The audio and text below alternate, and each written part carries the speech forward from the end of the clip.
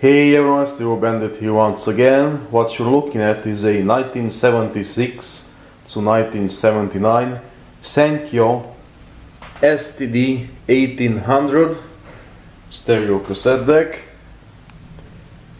Beautifully finished in black with brown texting that has seen better days. Apart from some small cosmetical scratches, the overall cosmetical condition of it is very good. Remember back in February when I bought those 29 cassette decks? Well, this is one of them, and I did try it out a few months ago, put my test cassette inside of it and I just let it play. It worked fine, the belts were alright, it did play for a good few seconds, and next thing I know it starts smoking like crazy and completely stopped working, so I'm guessing that some capacitors are fried. So what I did then was I just took the cassette out and I took it to the balcony and just left it sitting in the balcony for a good few hours. However, the weather was dry, so it wasn't raining and whatnot, so that didn't cause any more damage than it already had, which is good. The reason why I took it to the balcony was because it was smelling, and I basically decided not to do anything else with it and rather sell it for parts or as a restoration project, because it has plenty of potential, because I have way more projects. And of course, if I were to keep it, the first thing I would do is replace the capacitors and probably replace the belts as well, because the overall condition is alright, faceplate is nice, but I thought I'd do an overview video of this cassette deck because these things are really nice and quite unusual these days.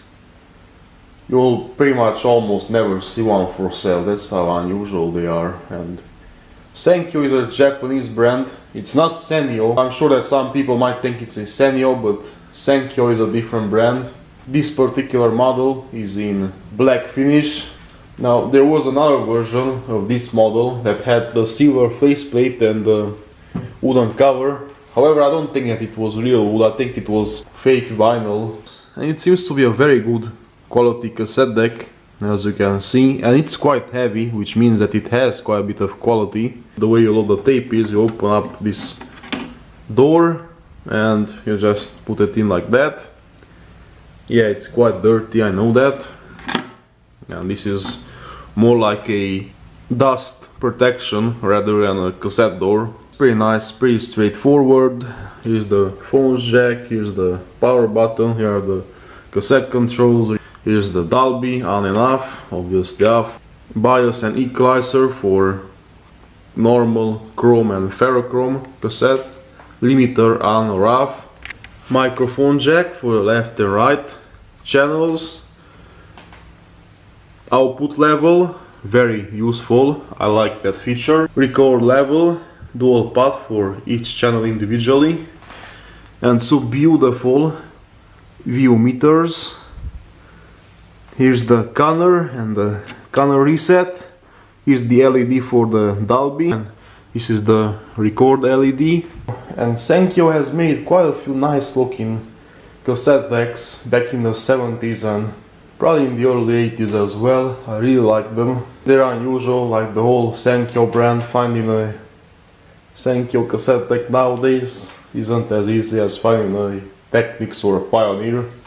Those things are extremely common, but these aren't, so hence why they have quite a bit of value. Well, not yet, but I'm sure that in the future they'll be worth a lot more. Now this particular model, since it's very rare and you barely see one on sale, my estimative value for late 2016 and early 2017 would be around 80 to 100 euros. So here's how the backside looks like, as you can clearly see. Here are the in and outputs, both for DIN and RCA, as you can see. And it's obviously made in Japan. 15 watts to 20 volts, because it's obviously a European export model. Does have integrated power cable. And this is how the other side looks like. The feet seem to be glued to it and the front ones are missing. So overall this seems to be a well built and great cassette deck. I definitely recommend it, even though I didn't really try it out properly the way I wanted to, but I did plug in the headphones and it did sound quite well when it was working before the capacitors blew.